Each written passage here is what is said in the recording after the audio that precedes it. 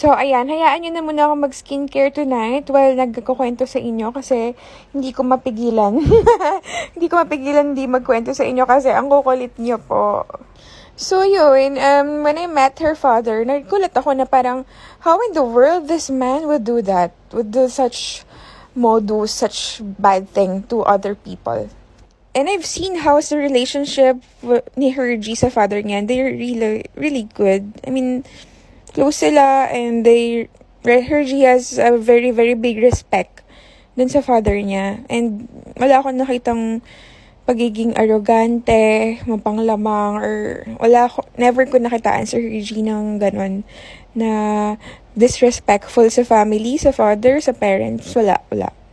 So, mas nag-deep pa ako sa life ni Hergie. Ano ba yung life niya? Like, anong work ng mother niya? Anong work ng mga kapatid niya? Ano yung life nila? Nag-dig deep pa ako kasi the exes are accusing her na parang ang dating mahirap pa sila sa daga eh. The way they kwento it kasi parang why the heck they will modus people, diba? Why the heck they will take advantage and scam people just to get money.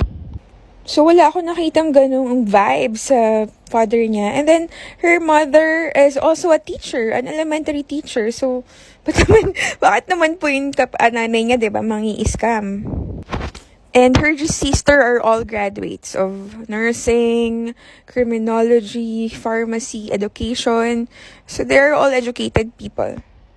I was actually amazed by her parents kasi like, diba, napagtapos nila yung mga anak nila, ilan yun? Actually, si Hergie lang yung di graduate kasi Hergie focused sa pagiging athlete niya. So she wasn't able to finish her college.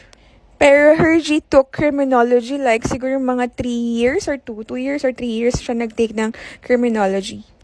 Tapos hindi ko sinasabi kay Hergie na meron akong alam. Hindi ko sinasabi sa kanya na kausap ko yung mga ex niya, na alam ko na yung mga kung ano-ano mang baho na tinatago na sinasabi ng mga ex niya. Pero I was fishing. As in, nagtatanong ako sa kanya, ano ba siya? Anong klase siyang tao?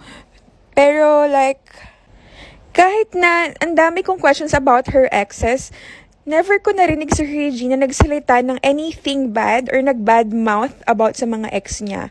Like, she was saying na parang it was all my fault, ganun lang. She was blaming herself, ganyan. So, parang for me, talaga, bakit ganun?